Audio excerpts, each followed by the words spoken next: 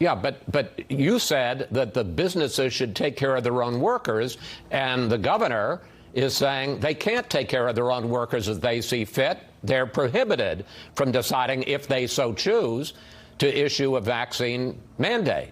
That's not consistent.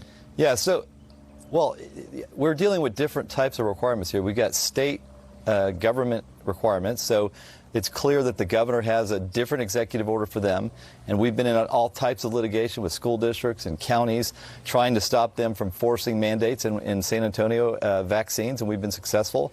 We've actually had no lawsuits against businesses. There's a lot more freedom with businesses to make their own decisions, but what I would say is that they should definitely consider their employees, because we're in a situation right now with our economy where we can't afford to lose transportation employees and healthcare workers or law enforcement officers, and that's happening all over the country, and I think it's going to have a negative impact on our economy and our ability to help people. But I just want to go through this one more time.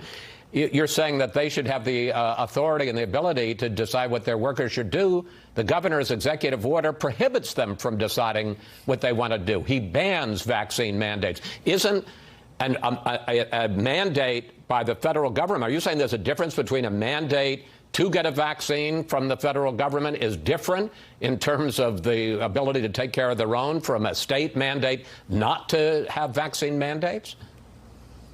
Well, I think your question is a little confusing, but yes, the federal government has no authority to do this. Right now, we have OSHA guidelines that have not been authorized by Congress.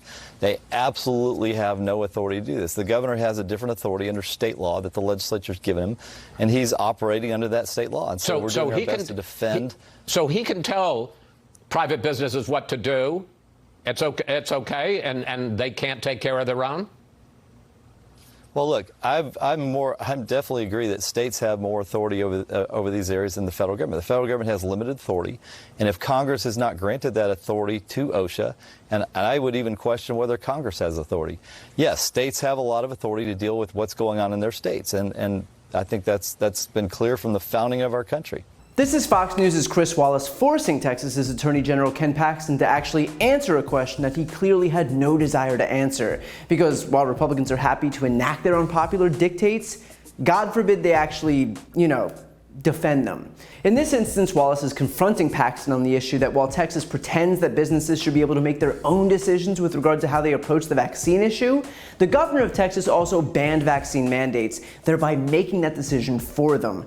Meaning that you've got Republicans wailing about big government interfering anyway. Kind of makes you realize that Republicans aren't actually against big government so long as it's big in the ways that benefit them. What's especially funny here is how when Chris Wallace presses Paxton on this point, Paxton does this. Are you saying there's a difference between a mandate to get a vaccine from the federal government is different in terms of the ability to take care of their own from a state mandate not to have vaccine mandates? Well, I think your question is a little confusing, but yes, the federal government has no authority to do this. Right now, we have OSHA guidelines that have not been authorized by Congress. He actually pretends that he and Chris are agreeing here. He's like, I don't understand the simple question, but yeah, we're totally on the same page here. Clearly what Chris Wallace was asking here, just like he asked 2 other times in this same line of questioning, is simple enough that a child can understand. How do you reconcile saying that you think businesses should be free to make their own decisions regarding vaccine mandates while simultaneously blocking the ability to enact vaccine mandates?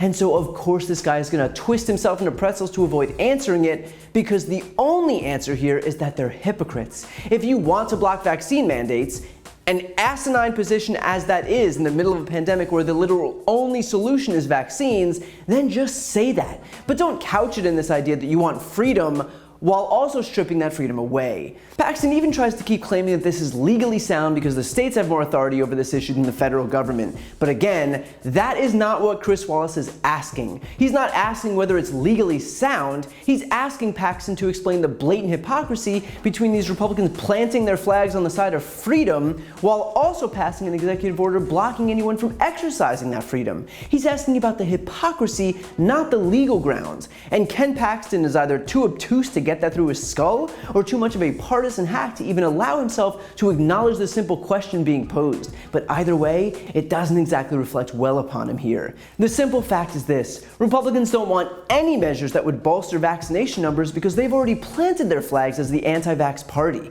And so it's not about the vaccines, it's about their egos. It's that they couldn't possibly change their views on something because then there would be bad optics. And so instead, they'll just keep opposing any and all safety measures despite 700,000 Americans dying, because lest you forget, this isn't about the health and safety of the American people, it's about protecting the delicate egos of Republican politicians. And more deaths are clearly a small price to pay to protect them, the most fragile among us. To see more videos like this, click the subscribe button right here on this screen. And if you want to support my work, subscribe to my podcast, No Lie with Brian Tyler Cohen. I cover the most important stories each week, and my guest is always one of the top political figures, including Vice President Kamala Harris, Jen Psaki, Elizabeth Warren, Pete Buttigieg, Nancy Pelosi, Katie Porter, Cory Booker, and so many more. The podcast link is also right here on this screen, so give it a listen and subscribe on Apple Podcasts, Spotify, or wherever you listen to podcasts.